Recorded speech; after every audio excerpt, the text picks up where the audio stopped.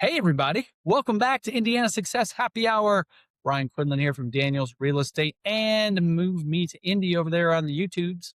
On the YouTubes, Yep, I that's love it. correct. Brad Niccum, National Mortgage Group, and also on the tubes, Tasting Tequila with Brad. And I'm fired up. We're talking booze tonight. Oh, we are. And I'm going to sit here and just listen.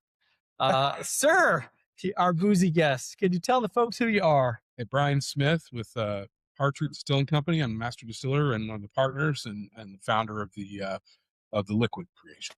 That's fantastic. I love Hard Truth. I've been to the Hard Truth down in Nashville a few times. Yeah. What a glorious place to visit. If you can't have fun there, it's not our fault. That's That's true. a really good point. Really good pizza, too. Yes. Oh, heck yeah. And the Liquid views pizza. and the bands that play. It's like a national amphitheater. It's Oh my freaking gosh. amazing. If you're watching this and you live in Indiana, especially the Indianapolis area, you need to make Hard Truth a destination for when it is warm outside, because they got a lot going on in the summertime and it's super fun. Absolutely. I don't care where you live, you should be going there. I don't disagree. Actually, there are a lot of people who come from outside of Indiana that just visit Nashville. So there you go. Put it on your things to do list when you're in Nashville, Indiana. And you still have that creamy coconut rum stuff. Oh, yeah, man. Toast coconut rum cream. Dude, it's That's killer. so good. Thank you.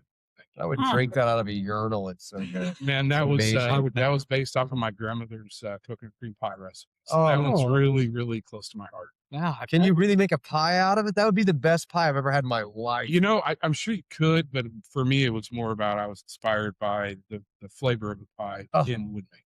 If It's so anyone good. out there makes pies, try it out and let us know how it is, and then send us one. Yeah, definitely send us 3. There you go. For sure. Pies. Okay, so I noticed some Cascanes here. And I Yeah, do realize you were just there for some cool events. I was. Yeah, Cascanes flew me down last Thursday. We stayed at the Square Hotel in Guadalajara, which was, absolutely awesome. It's called the Square Hotel. It's called the Square. in the shape, It's the Square Luxury Hotel. It's kind of squarish, I guess. I would imagine. The rooms were amazing. I think they had the whole hotel. There's like 30 of us there. Cool. Content creators, a couple of foodies, some unbelievable cocktail people. I actually got to meet Craft Cartel on the internet. If you ever watched Craft Cartel, freaking he's awesome. He's angry all the time.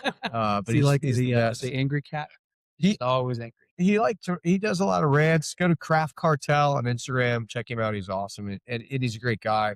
And we hung out with the owners of Cascanes, drink with Wayne, the tequila cop, like just a bunch of great content creators. It was a lot of fun. Man, you're kind of in content creator nerd heaven. Drinks with Wayne's good dude. I've That's who I was with. got a chance to meet him out in New York last time I was out there. Yeah, Wayne's a blast. He invited me on the trip, and it was about half the content creators, a lot of restaurant and bar owners, very high end, like Bryan, who I'm hanging out with. His restaurants won a James Beard Award. He's got 2 employees that are up for James Beard Awards this year. Adam Miller owns this really awesome agave bar in the Hamptons. So Tony and I are going to the Hamptons. Cool. Yeah, they may put us to work, prep 2 dishes or something Is there. the Hamptons in Mexico? Because I thought that's the only place you go nowadays. No, it's in upstate. Or no, it's in north of Long Island. It's Uh-huh. where all the Richie Riches go. Oh, they're gonna let you in. So we might have to do dishes when we get You there, qualify. clean houses or something, but we're gonna go. So yeah, it was a great group of people. We learned how they make Cascanes. So we did a full tour. From there, they showed us how they do the cooperage of a barrel and how they resurface the barrel and then burn it. And I'm going to send a video to Brian so we can put it right here because it's so Cool. freaking cool. And they actually took us out to the agave fields and we had a great lunch. And we got to drink this right here, which was released today on the Cascanes website. So Today being February 5th, I believe Okay. today is. Yep. It was released today. There's only 600 bottles. It is their number 7 Añejo Rosa. This was aged in 2 Napa Cabernet barrels. And then they felt there was too much wine influence. So they blended it with 1 Four Roses Añejo barrel. So one was 20 some months. I should have this written down, but one was 20 months, was like 18 months, blending it together. And it's absolutely fantastic. So I thought, well, I'd crack it for this show. And It's so unusual to see you drinking a brown tequila. I don't drink a lot of Añejo, Yeah. but I do like roses. They have a different flavor profile, and this one is fantastic. So by the time this comes out, it's probably sold out.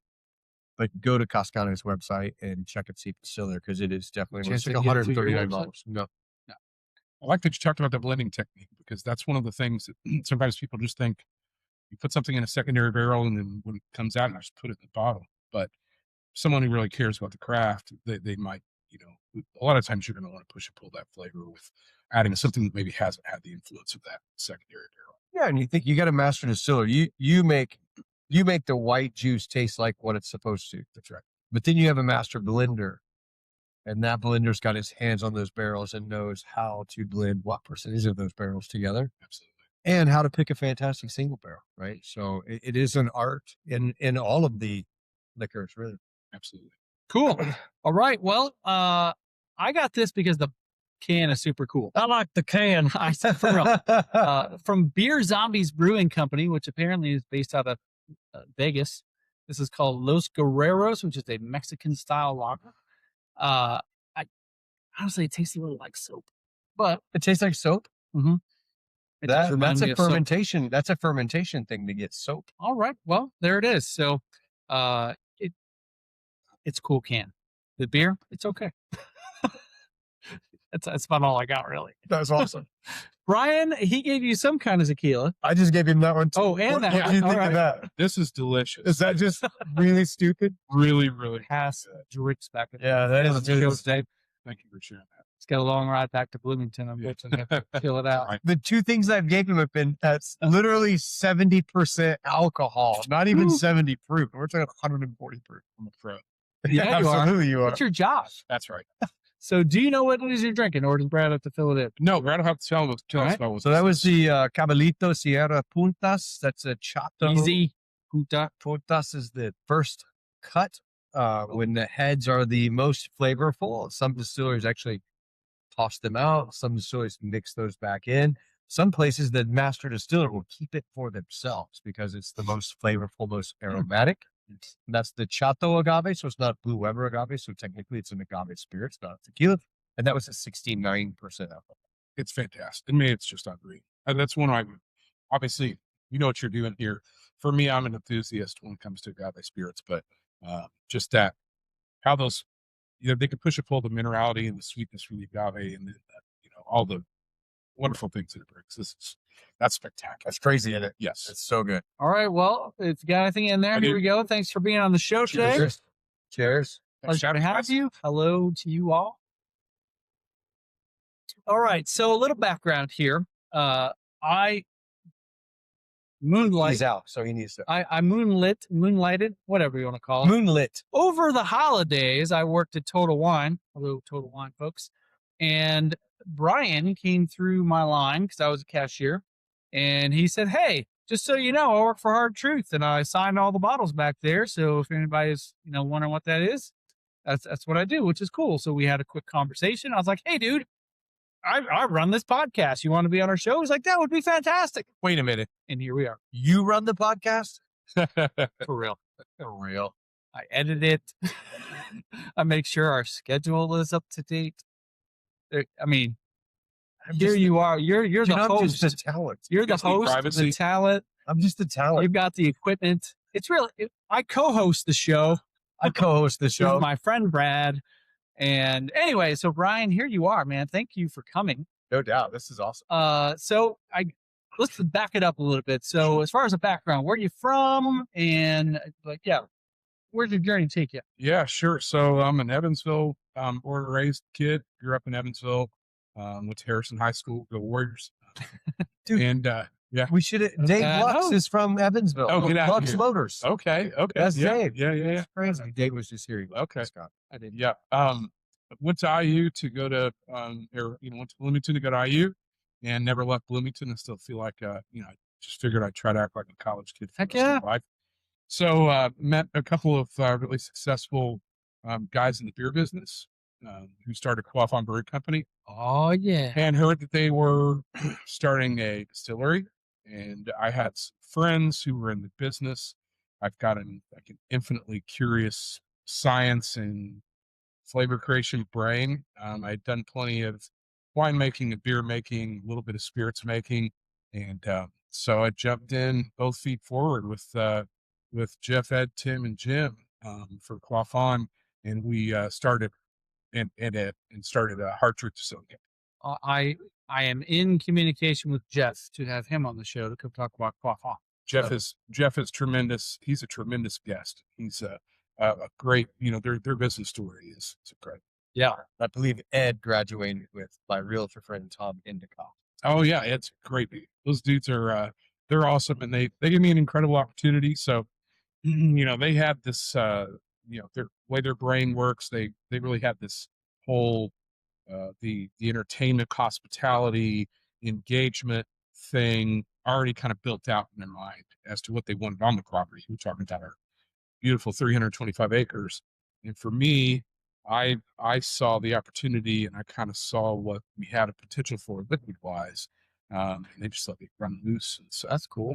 It's been a blast. It's been just over 10 years now that we've been going. And the distillery there in Brown County on 325 acres has been open since 2017. So it's all right. Now we're in 40. We're getting ready to open up a 43rd state for distribution. Whoa! So all right. going out to California, Arizona, and Washington State at the end of this month to ride with our distributors and get placements. And Awesome. we're rocking and rolling, man. Just a liquor to lips. It makes a big difference, especially when you make really good. So how did you hone your skills into being the master distiller? Good question. So first of all, I always had a challenge with the title just because I don't personally operate with a whole lot of ego, and I kind of loathe people that do. So it for me, it's always been, I've always entered all this with a lot of humility. I don't never afraid to ask dumb questions, and I'll ask the same question 100 different ways. But I had some great mentors along the way, and really some of my biggest mentors, Shane and Pat from Wilderness Trail. When it got to the point to where we were going to release our first whiskey, and we were opening the distillery, and it was like, hey, we need, you're going to have the title of master distiller for Hard Truth. I said, easy pause, guys. And I went to my mentors and I said, hey, I know that there's no official thing for this. So what are the boxes that I should be checking off? And so they went through it with me and kind of said, good to go. And so really it's all about, just like with a lot of any kind of creation of something that's delicious, it's always focused on quality. It's all about the inputs. If you're sourcing crappy grain, you're going to make crappy whiskey. And so luckily for me, I don't have to reach or find motivation to obsess about details. I'm a very details oriented person when it comes to that. So, our relationship with our farmer was made before we turned one shovel of dirt on our property. He's a 6th generation farmer, grows our corn and wheat out of Rush County. And so I don't have to worry about that. He grows great grains. Our cooperage, we use 2 different cooperages, Independent Stave and West Virginia Great Barrel Company. I got to nerd out with those guys and come up with very specific char and toast combinations just for our whiskey. And then it comes down to just quality control, right? So back to your original question, you kind of have to do everything. But again, I think it's probably the first time in my life from a vocational standpoint where, I woke up and I was like, I definitely can do this. Cool. And then I just learn more every day. I'll be a forever student of this craft. So when you were at IU, what was your degree? So I got my degree in recreation therapy. Okay. So Hey, you're right in there. It's This is a recreational standpoint I've ever had. It really is the sweet spot. They didn't teach me about fermentation. Shocking. But I studied recreation therapy. So I've always loved science. I mean, from the middle school when I learned about the scientific process and how you could have a hypothesis and then you could test and change one variable and write it down, and then change another variable and write it down. And then when I learned about statistical significance and, data collection and finding something that happens predictably every time, I mean, I just love that. And then growing up in Evansville, there's a lot of German and Dutch traditions down there. So my dad and his buddies, they made wine every year. They make sausage twice a year. So there's that craft, that kind of rustic craft that I took for granted at the time because it was just what you did. Sure. But then, as I got older, because I didn't start this project till I was 40. So as I got older, just saw all those pieces coming together, and I just and got a shout out to my wife Sarah. I said, Sarah. hey, I said, I might not make it, but I really think that there's something. We're gonna have a buzz. So yeah. So she gave me the bandwidth to go for it. Here we are, 2 years later. Yeah, That's awesome. When you think of master distiller, Mhm. you think of watching the guys on moonshiners, and only messing with the still. But as a person that's been around this a lot, I know that the real magic comes in fermentation. How long did it take you to really get a handle on what to do and what was making the different flavors in fermentation? And what was that process like learning that? That's a great question. So if anyone who's watching this went to the old location above the pizza restaurant in downtown Nashville, I started with the old quaff on brew system. Okay. And then we bought some very small stills. My partners like to talk about how great the equipment was. I will tell you that the equipment was very challenging. That means it was shit, folks. So it wasn't shit, but it was challenging.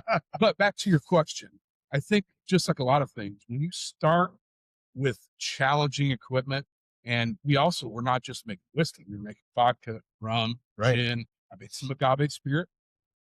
So we won't get mad at you for that. Back to fermentation, the way all those different, fermentable materials utilize yeast, utilize enzymes are all very different. Right? So I had a lot of trial and error, right?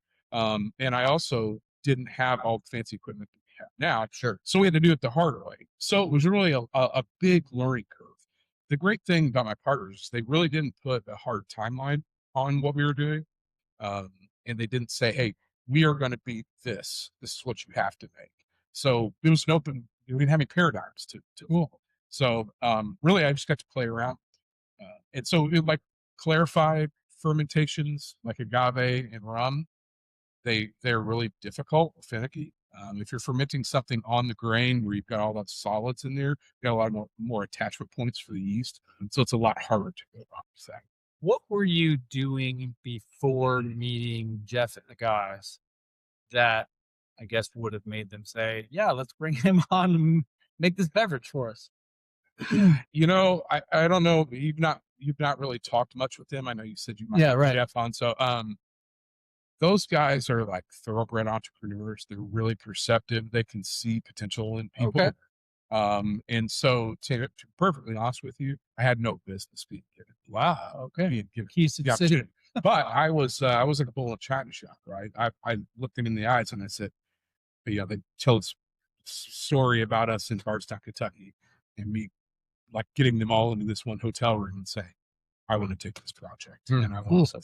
So I think my confidence, and then, I would I'd make some lunches for everybody. I'm pretty decent around the kitchen. So okay. They were like, all right, this guy could do some things. Do you have anything to do with the food at Hercules? I do not. No, so as far as those kind of things go, if I can't control it 100%, I can't be involved. Food there is so good too. It's great. I definitely can see how somebody in charge of making a spirit is going to be good in the kitchen, because you're dealing with your oral factor, flavors, knowing what causes those different flavors. We joke, how do you make cinnamon show up in the flavor profile of tequila? Well, it's in fermentation and temperature of distillation and time. And so all those different things, and what you're doing in making each spirit, it's going to say that you have a great sense of smell, taste, ingredients. It would make sense. Yeah, I think curiosity and then experience. So like, we're talking about my grandmother earlier before we started, or talk about this. We were on it's as I was approaching the project, all these things came flooding in. And it really was I'm not afraid of asking dumb questions. So like to your point about fermentation, we had this one yeast strain when we first started making rye, and it really created some sulfur-like nose compounds during fermentation, which typically is not good for whiskey. And so I was concerned about that. So I reached out to our yeast partner, and they said, let's get the new make off the still, and I want to see what happens. the new make came off the still, and this is our sweet mash rye that we have here. When you taste the new make of that off the still, it's like that funky, sweet guava, papaya, tropical fruit note. Would that be the first distillation? First distillation. Okay. Yes. Well, we have a continuous column, so it kind of all happens at the same time. Gotcha. So, but plate 1, plate 2. Correct. Yeah. So, but that particular yeast strain, which is really more like a rum yeast, behaves more like a rum yeast. It wants to ferment really, really hot the first 24 hours, okay, and vigorously. So it creates all these really fruity esters. When it comes off the still, it's like mango and papaya. Then once it's in a barrel for a while, it turns into like peach cobbler stuff. I said just today, though. Yes, yes. Yeah. Fermentation is awesome. And also, I think something important to bring up is we're a sweet mash distillery. So, when you look at those old, Jack Daniels or some of the Kentucky whiskeys that say sour mash, we really went a different direction because of what I learned from Shane and Pat at this trail. So really, when you read, Whiskey Advocate just did an article on sweet versus sour mash. They always bring up Wilderness Trail, Kentucky Peerless, and Hart. And so we're really the three that are exclusively doing sweet mash, which essentially is fresh water, fresh grain, fresh yeast, every single mash. And sour mash is leaving a little bit of what was left over last time, right? So kind of. They've romanced it. They've romanced that story into like it's the same category as like sourdough bread. Right. But it's really not that. So typically what most sour mash distillers do, the product that comes off of your still, two things come off: slop and the distillate that goes in the barrel. The slop typically goes to feeding cattle. It's everything except for the alcohol. So it's off the still. It's already it's been heated up above 2. So your tails. So the tails, the continuous column's a little bit funky. The tails build up in the doubler, and the heads actually evaporate off. That's it. So you're just constantly producing hearts. Gotcha. But essentially, even if you're running as a pot still, once you're done, completely done with distillation, what's left in that pot is yeast, grain, water, and whatever kind of flavor compound. But it's been heated up above 212. There's no vinyasas in the tequila. That's it. So there's nothing alive. Right. But they put that back into the next fermentation, right, for really one major reason. That is to lower the pH of the next fermentation to protect it from bacteria. Right. Yeah. So in the old distilleries, they have old crusty piping. They didn't have all this way to really sanitize everything. So they found that was a great way to use something that they had to get rid of anyways. And it was, so they just, it's kind of like ain't broke, don't fix it. They started making whiskey that way. They make good whiskey. So they're like, let's just celebrate what we do here. So what we find is with sweet mash, as long as you can control the bacterial contamination, and as long as you have really good control of your inputs, that they're all very, very consistent, and that your standard SOPs are consistent. Because that's really the big risk is bacterial contamination and consistency. So if you can take care of both of those, the whiskey in that bottle is going to be softer. It's going to be more bright and vibrant celebration of the grain. It's just an incredible way to make whiskey, and we're winning a ton of awards and doing all that you do. Yes, that's awesome. Yeah, so great explanation. As I said at the beginning of the show, I'm just going to sit here and listen to these two guys, and then I'm going to ask my basic questions. So, back when you started, what was the first spirit that you made with it? Oh, great question. So this is a good question. First whiskey we made, first spirit we made was a whiskey, and it was single malt whiskey, because we had a bunch of malted barley from Quaffon that we could bop. Makes sense. So the first couple batches were basically a single malt whiskey, which is great because malted barley already has all the enzymes in there, so it's gonna ferment, right? It's gonna convert. Yes, it's awesome. Then right after that, we got some wheat in, and we made a vodka. So again, wheat is because of the fermenting on grain, it's fairly easy. Then the third one we did was rum. That was a bit of a beast, because with rum, and with all those other ones, there's all these solids in there for the yeast to grab onto it to do your thing.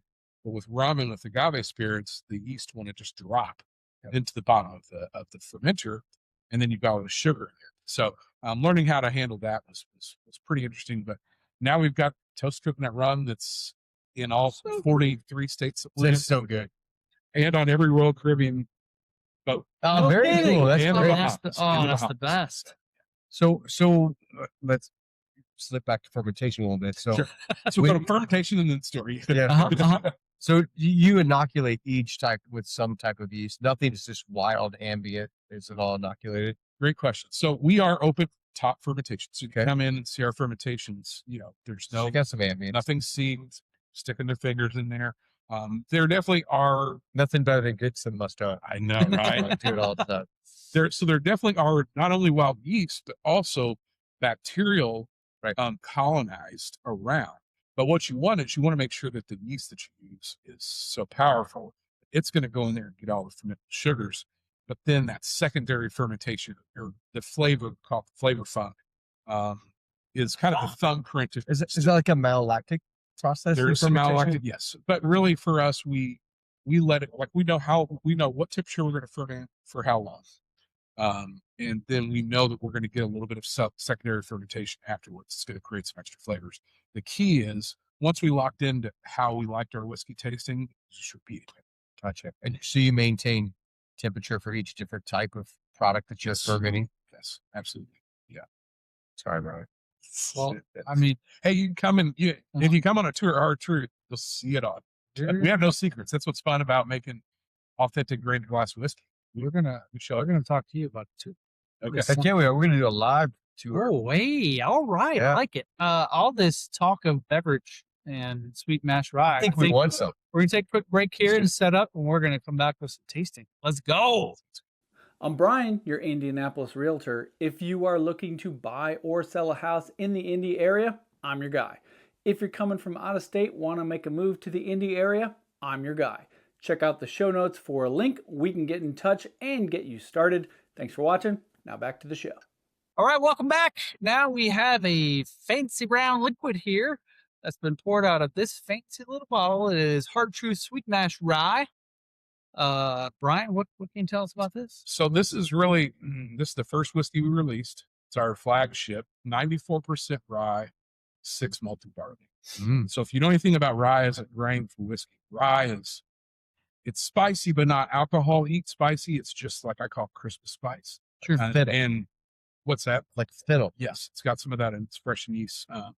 But then also, I love my whiskeys big. And so what I love about this, it's our biggest mash bill as far as robustness. And I put this in the bottle right at cask strength. Oh, right on. So this particular batch, and also we put the nerd info here. Like I said, we don't have anything to hide. I love So it's cool. do. So this is batch 13. This was a blend of 17 barrels. And it's in the bottle right at 125. Okay. So sometimes, some of the barrels come out of the barrel higher than what they went into the barrel, which is what happened in this case, because our barrel entry proof is usually between 113 and 120 during the time frame that we put this whiskey down. Now, moving forward, we learned that 113 is our sweet spot. So everything moving forward goes in barrel 113.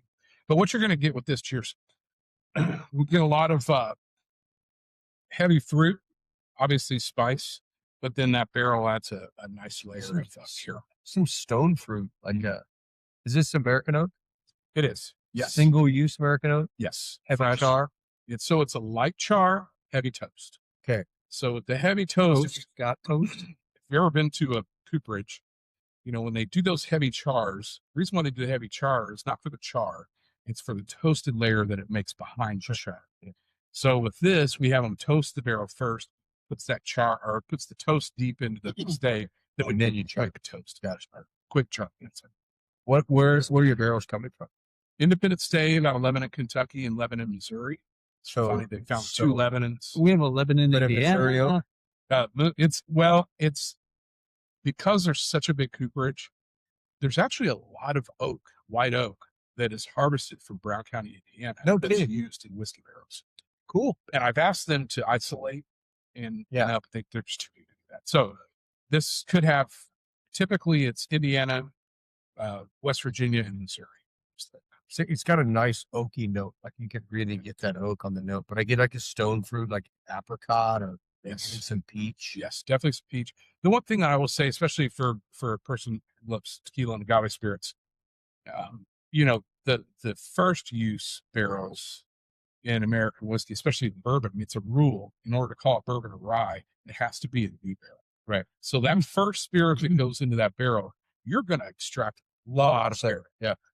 Whereas with tequila, most of the time it's a used barrel. So you're going to get some oak, but not typically. And also there's a little bit difference of aging in the Midwest versus aging in Guadalajara. You're aging at, 9,000 feet or 6,000 feet elevation.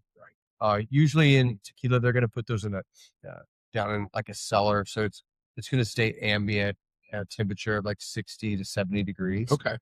So if you think of what that barrel does, maybe it's 70 to 80 degrees in summertime, but 50 to 60 degrees in the wintertime.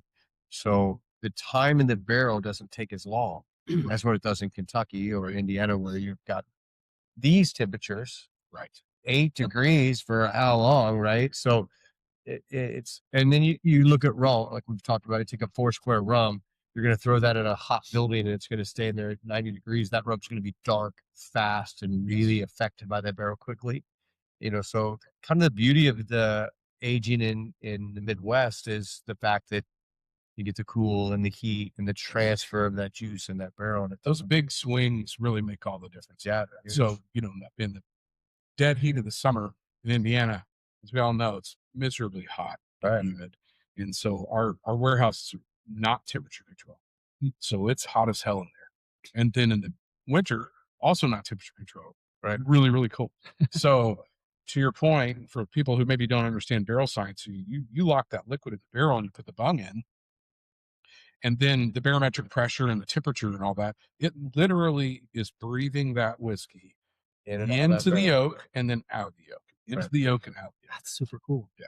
So when you look at tequila in a warm place like that, it sucks it in and it's just ages it faster. Holds it there. So it ages so much quicker. I also get a dark cherry though. There's some cherry on this. Yeah, this is good. I believe this one's right around 5 years old.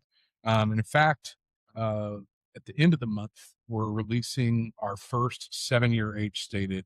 We're doing 3 different mash bills. So our sweet mash rye, our sweet mash bourbon, and our wheated bourbon.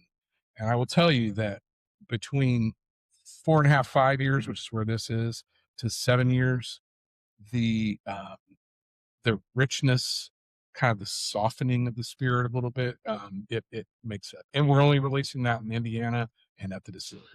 Cool. The caramel, yes, the leather, the tobacco, the dark cherry, a dark chocolate note. And I don't know if you noticed, it's really oily. Yeah, it's got a nice viscosity to it. Yeah. So usually, a lot of times, people who nerd out about whiskeys, column still whiskey can be thin.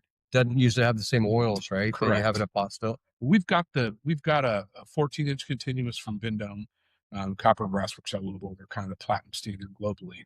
But the 14-inch continuous, 14-inch diameter, it still has a deflator at the top, so I can control the vapor temps a lot more with it. So I can bring over a lot more of those oils. There's a lot of oil from the grain that's in the fermentation. I can pass that through distillation. So do you have is it a pot on one side and then column on the next side, or is it purely column? Yes. So okay, so like a European pot column that's complex. Yeah. Those are becoming more popular in tequila, but us tequila people don't like it. Right. No, I mean, what I want from my agave spirit is I want them packing mud around the edges of the still. Oh yeah, you want the old clay mud, adobe fires. So explain a little bit how copper affects flavor and what it's doing with sulfur and how that changes the flavor of yes. So we talked about that first fermentation where I had those sulfuric compounds. So anyone's ever had an old penny? I know pennies are gone now, right? No, they still exist. They're not making new ones. Put them under your tongue before DWI. There you go. That's it. But if you've ever seen a penny turn green or blue, right? Yeah. That's a copper sulfate on the outside. And that's where copper binds with sulfur and creates copper sulfate. Same thing happens in the still. So if there's any sulfuric compounds in fermentation, which there always is some, as you're heating it up and putting it into a copper still, it's going to bind to that surface of copper and stay in the still. Pulls it out of the flavor. It pulls it out of the flavor.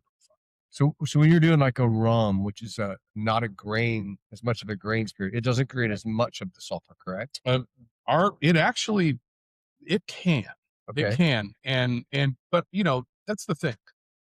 Even with like a stain, because there are some people that are making great American whiskey with stainless steel. Using copper foil, though, right? There are a Total couple that are stainless? making, yes. So Okay. it really goes back to what you're talking about with really clean fermentations. So if you're controlling how much of those compounds you're making during fermentation, you don't have to worry about removing some. Just like with sweet mash, I'm not creating as many. So that's the other thing with sour mash as a technique, you create more wild off flavors that you have to rely on barrel to subtract. Mhm. So a barrel does three things. There's evaporation, there's subtraction of all flavors, and then there's the addition of the wood sugars into the whiskey.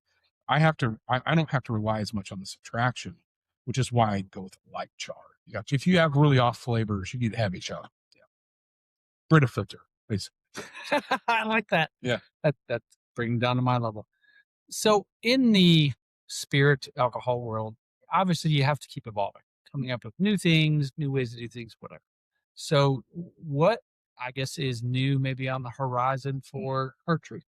Great question again. So for your watchers, listeners who are maybe in the whiskey world, you've watched these last 10 years, explosion of brands, everybody doing all kinds of goofy stuff with barrel finishes. So I say goofy stuff. Some of it's really, really cool. And I love it's like what happened with craft beer in the United States. Yeah. Totally. There was all kinds of great, awesome, amazing innovation that happened. And then it contracts. We have a koala poop peanut butter espresso beer that's made of an IPA that's only found in Arabia. Yes, that's it. I'm not drinking. I actually believe that. I'm pretty sure it does. Yeah. But so what's happening now is similar where it's kind of contracted, right? So there are going to be less of those things that you see on the shelf. So the advantage we have at Hard Truth is we're not buying our liquid from somebody else. We're not trying to get an exit and be purchased by a big distillery. We're making authentic grain glass whiskey with really hardworking Hoosiers, right? So really, while we do offer innovation, and I will tell you about a couple things we're doing, really what we're going to do is, we're building our tradition. A lot of these old distilleries in Kentucky have 200 years tradition. We started in 2015. Right. So our baseline needs Just to 11 be, down. our baseline needs to be this quality that's in this bottle. That being said, older age statements. So the 7-year release that I talked about. Yep. And then we also have a couple of cool barrel finishes coming out this year. I really like French oak with our whiskeys. It does some magic. So we're going to have some French oak stuff out there. I've got a couple of whiskeys that utilize some beer grains. So if you like a Guinness or a good porter, I've got a couple of whiskeys that have, you'll like this. I have a couple of whiskeys that utilize like chocolate malt and caramel malt. All right. Now we're talking. It adds a little kind of espresso notes to the whiskey. So yeah, I mean, hardtruth.com. Follow us on socials. We always blast out. You ever do things like Baraba barrels or? Yeah, so we do have an Amberana. So Amberana is a funny one in the whiskey. It's so good in tequila. It is so good in tequila, and as you know, it started in the cachaça world in Brazil, and so, but in the whiskey world, when it first came out, everybody was kind of nuts about it, and then all of a sudden, people realized that you could almost use it as a trick. So you can take not so great whiskey, clean it up, put it in an Amberana barrel, and that cinnamon roll bomb kind of can cover up some flaws. And I think there were some producers that maybe were doing that. So the consumers kind of got over it. But I'll tell you, we've got a couple that we finished with Amberana where I use it very judiciously. And if you used correctly, that sweet cinnabon, so amazing. So good. Okay, so that's a great segue to my next question. Okay, because in the tequila world, we talk about additives and people using, in the tequila world, you got people using inferior production methods like diffusers and straight column stills and doing these all different that doesn't work as well in agave. Young agaves, no cooking, that whole process. And then they're coming in and putting in glycerin for mouthfeel, saccharin, Ace K, all of those things. And then, of course, when you're barreling, when you have 50 different barrels, you have 50 different colors. and you blend those together, and it may not look like the last batch. So they use a little caramel coloring, a little caramel flavoring. There's a famous tequila. I'll just say its initials, Calasa Azul, that is just completely full of Ace K and caramel and vanilla. And if you like it, drink it. Drink what you like. It brings a lot of people That's right. to tequila's beautiful bottle. So how much of that goes on in your world of going, gosh, we have a batch that we need to fix the color or we need to fix the mouthfeel? Is any of that going on with you guys? So in the American whiskey world, in order to put the words bourbon on a label or straight, especially straight bourbon or straight rye whiskey, it is very, very specifically stringent. So you cannot screw around with it. And they actually are there's a good authority, there's a good enforcement arm that makes sure that you're not screwing around with it. The other thing is there's a lot of producers making a lot of great whiskey. So it's not like I know with agave, there's shortages that happen. Oh, there's shitty producers, period. Well, There's great producers and there's shitty producers. right. So I would say, are there people who are fiddling around on the edges? Probably. But the reality is that with the MGP plant in Lawrenceburg, Indiana, and with Buffalo Trace and with Jim Beam and with Jack Daniels, with the volume of really, truly good production whiskey because a lot of that whiskey, there's some whiskeys that you can actually, if you guys wanted to start a brand, you can go and buy barrels and start your own brand. 100%. We could do just, you give me your profile, we'll taste 2 or 3 profiles, pick this barrel. So the availability of legit whiskey is plentiful. So I think if there was a squeeze on that, you might see more of that. So the Bottled in Bond Act that happened, I forget it was in the 1800s. It's okay. You will not be fact checked. 1890. And if you are fact checking it, get a life. Yeah, put in the comments. We need more. The Bottled in Bond Act was the most stringent one, which said if you in order to put the words bottled in bond or bonded on a bottle of American whiskey, had to be made at one distillery under the direction of one master distiller from one season, which they consider first or second half of the year, right? Bottled at exactly 100 proof and at least 4 years old. So they started doing these really stringent rules really early for American history. Sure, yeah. And so, yeah, to answer your question, rum you can fiddle around with quite a bit as far as flavor. You can still call it rum. Mm-hmm. But really, if you've got the words bourbon or rye whiskey on there, you can't really do that. Now, there are categories like blended whiskeys that you can do additives to. And this where you can fix that mouthfeel, the biggest other, fix that color. So back to your question, if we have like a bad batch of barrels come through, a couple things you can do. You either run it back through the still and take it up the vodka column and make vodka. There you go. Go. 6 plates up. Strips it completely out, right? Or you can make a flavored whiskey with it. Gotcha. So all the fans of Fireball, guess what? It's all bad whiskey. I'm not saying I didn't. You said that. It's good. I was told it was made out of the same stuff. And it's great for the golf course. So that's a great answer because that tells people that, look, not everything goes the way it's supposed to. And we have a plan for that. And it's going to go into something else. And we're not going to lie about what we're bringing you on this side. I appreciate that very much.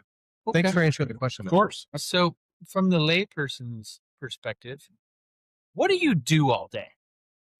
He drinks. Honestly, what is your day like?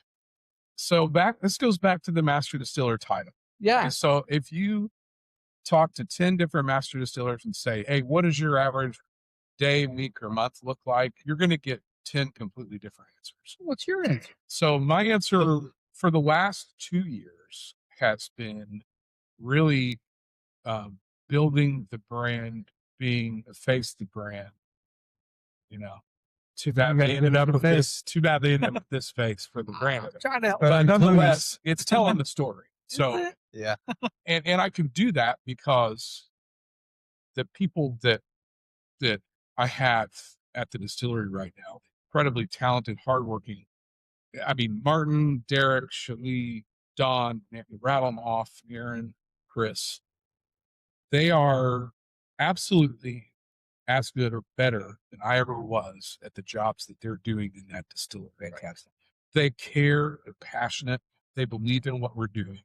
And so they give me the space to go out, do things like this on a weeknight, a school night, right? I just spent a couple weeks in Texas. I was just in London for the World Whiskey. Wow. I do a lot of traveling. I do a lot of traveling right now. But then on the back end, whenever Chris, who's my barrel manager, who's also incredibly talented, I'm not checking his work, but I do feel an obligation to, when it's time to make a blend or it's time to do something new, I'm evaluating it. We have an evaluation panel, so there's more than just one palette on it. But I definitely, set a lot of the standards. He's improved a lot of things along the way, which is, I totally believe, it sounds trite, but really, if you're intimidated by hiring somebody, better, you've got a problem. You've got a problem. Right. So Chris is doing a tremendous job, but just so this week I did 2 or 3 evaluations. There's some weeks where I'm really evaluation heavy, where we'll go through 100 samples in a week. Wow. There's the big question. Yeah. Spit or swallow? Spit. Spit. But I will tell you this though. So have you ever done evaluations where you've spit a lot? No. So I have sat at like 14 with Sergio Cruz and tasting through 20 different profiles through the day, and I do not. You wouldn't dare, right? No. So I will tell you, I eat a lot of Oaxacan cheese and drink a lot of water. There you go. So this is an interesting, and I'm not a doctor. I just play one on TV, so I'm going to say this. I think this is right, but when you, especially cask strength whiskey, take it into your mucous membranes of your mouth and spit it out, it does not process through your body in the same channels.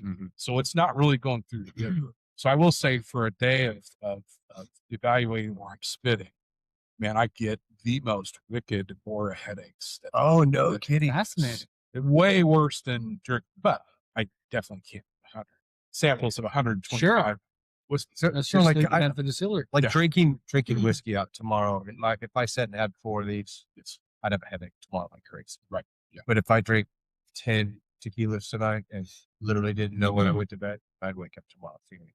And everyone's body chemistry is different, and I think that just being, and also as I've aged, I've noticed changes. Some of the conagers from the barrel. Like if I drink aged tequila, headache. If I drink Blanco tequila, Yes. no headache. And that's coming from the barrel. Yeah, and I'm the same way with tequila. Tequila is, especially Blancos, Drink it all night. it really doesn't. I tell people, you start drinking at 2, you can black out at 6, you can go to bed at 3, and you can run 5K at 5. Listen, I've made my ankle to where I could walk for 3 weeks, just gently jogging from my truck to the airport. So there's no 5Ks for me. Bryan just ran his first marathon. He ran the Disney Marathon. He ran it with me and finished well ahead of me. Then I ran a 10K the next Sunday. Ian McCabe, who works for us as well, he was in that one as well. Oh man, he's a good run. That's it. I'm done. I'm done with the marathons. At 22, I said I wasn't going to do another one, but now that I've been home, nope, I'm done. another Maybe a half, but that's it. Okay. Yeah. Going back to what you just said about all of those that you work with, I got to throw a little compliment out. Yeah. The last 2 times we've been to Heart Truth, the first time was accidental. We sat at the bar and it was great. Second time we purposely sat at the bar. Those bartenders know so much about what they're serving people, and and if they didn't, they could turn and ask one of the other bartenders for advice and information. And it's so impressive to go there. The food is great, but the drinks are phenomenal, and the bartenders are so knowledgeable. Well, thank you for the compliment.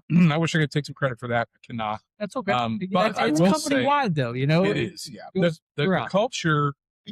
So the production team really has not changed from the beginning.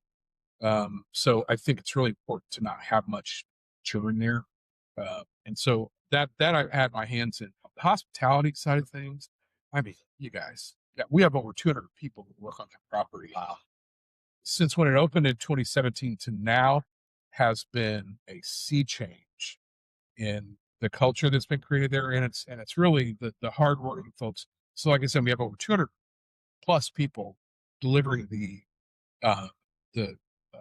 hospitality part, the experience, from the tours to the music, to the food, to the bartenders, and getting everybody on the same page and trained up. It's really difficult. And Chris Kurt, who's been with us from before Hard Truth was even a thing, really has led the charge and making sure, and my partners, making sure that all those things come together.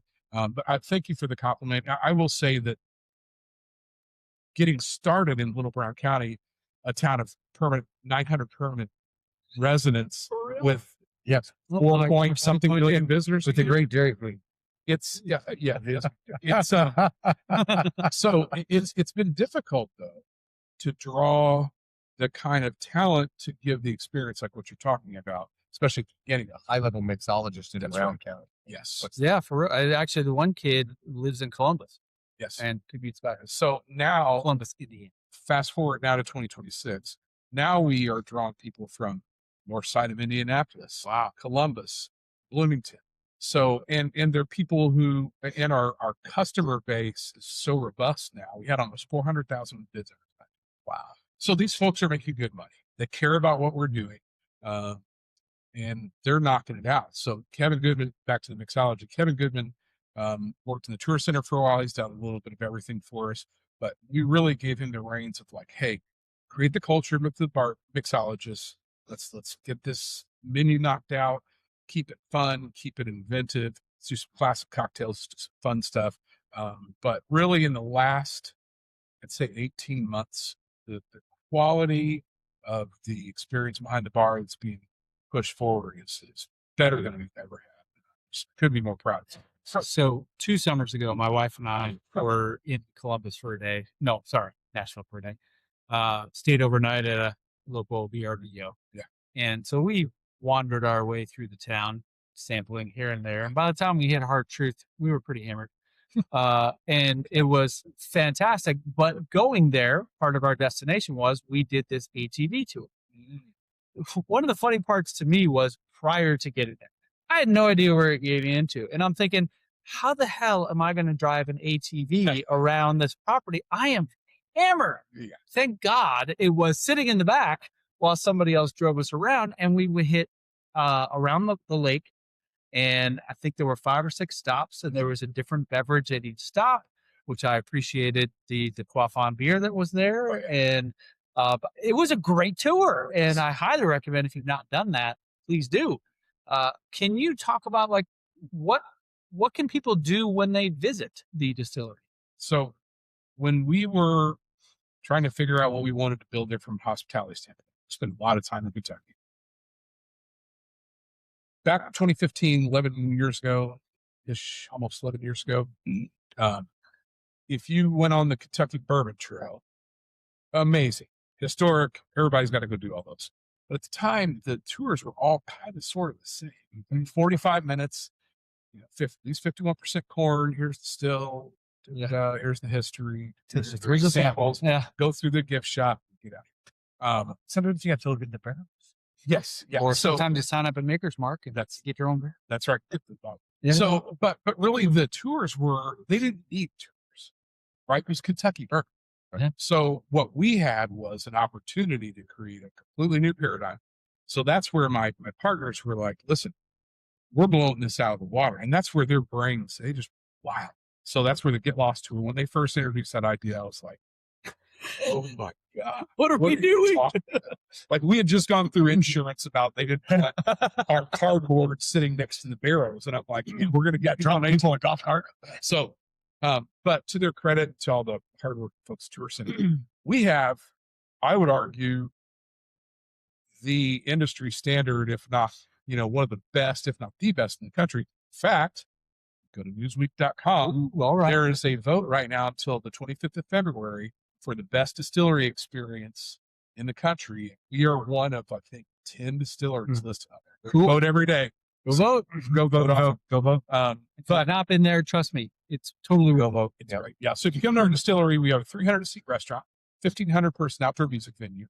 If you go to the tour center, we've got distillery tour, inside the barrel tour, where you go to the rick house, see from the barrel.